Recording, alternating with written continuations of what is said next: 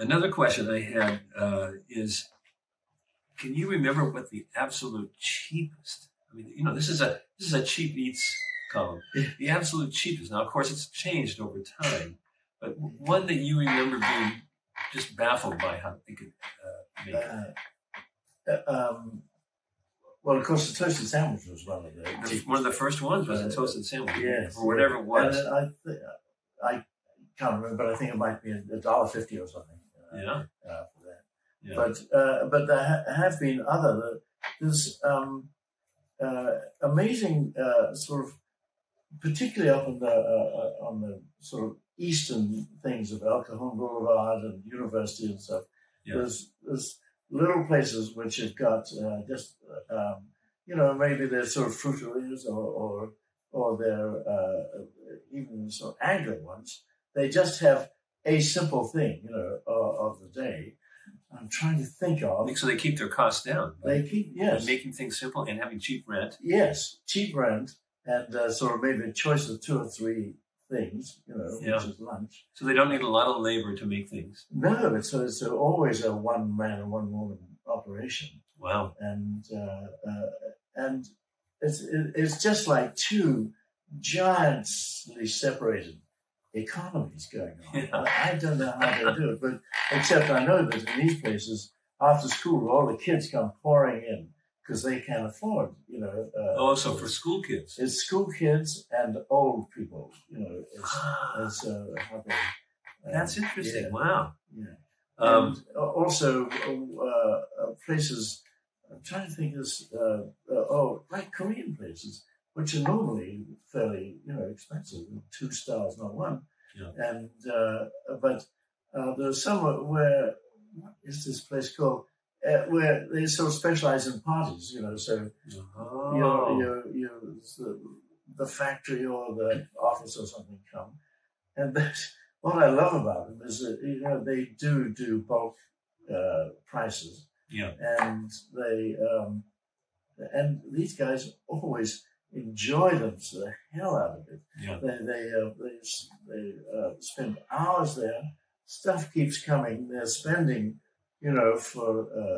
but they're going to take home half this stuff. So these are places for the parties. Okay. Yeah. And are you there during the parties? No. Yeah. Well, yes, I sometimes. Have been a couple of times. Very welcoming. Oh, that's great. So that is. So I'm trying to think of example of really good cheap place. Of course, the cheapest places are the McDonald's. I mean, they just have a total corner on that. Yeah, I'm talking about authentic, but real places. Yeah. The other question I had was, I thought, well, gee, having that French in your background probably helped you with the Spanish. So much of this is Spanish language. Yes. But then you have a taste for the foreign. So. Well, yes, I do. Well, one of my favorite places is Popotla, which is down just south of Tijuana. Mm. And it's, it's a sort of bit of a smuggler's gulch. I mean, You're going down into a canyon, you mean, or what? Well, no, it's actually just a little a tongue of land going out, and sort of a lot of fishing goes on out of there and stuff. And there's this wonderful guy called El Locochon, who's or Chon, should I say, who's an old guy who's been around there forever, and he used to have a house there, and it could have got taken over, and the place became slightly touristy. It's like a poor man's. I think I've been there. I think I followed you down there. Oh, yeah.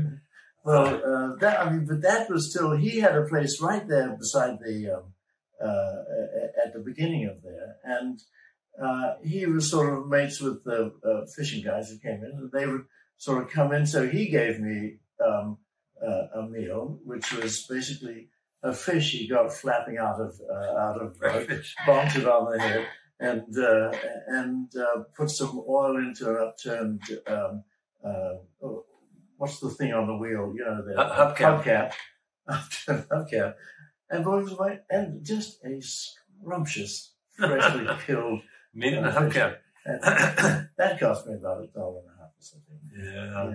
Well, so over the years, you've gone to Mexico many times, let's say. So if there's 50 of these a year, 50 times 30 is 1,500 times. Yes. I mean, gee. Oh my gosh, yeah. Easier, tougher to get down there. You have a Century Pass? I don't have a Century Pass. I'm the only person who doesn't, but I just make sure that I come back at a good time, midnight or something. Yeah, something like that. Oh, Bill. Not a line 3 blocks long. So let's talk a little bit more about logistics here. I was very impressed early on. I don't know how early on it was, by the fact that you only took buses, only mass transportation. Oh, yes. And of course, we put in the tin for the bus. Do we still do that? Yeah, we put in the bus connections, bus routes to get to the place. This is really for the down and outers. Or the really social, because there's a lot of social stuff goes on. Oh, no, I love the bus. But let me ask you this. One thing I remember is you getting stuck way in the hell out somewhere in East County or South Bay and missed your bus connection. It was like the last bus of the night. And I thought, this is the trials of this job are getting stuck. So you have gotten stuck. I have been stuck, yeah, but usually something has turned up.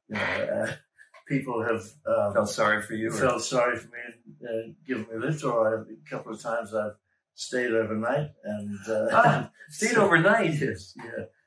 Near the farm restaurant. Oh my goodness. Yeah, it's amazing. You just get out like a mile out of town, and people become this sort of friendly country, sort of warm people. It's terrific. Well, you got the accent. Maybe that's why. I know I failed in American one so many times. That's okay.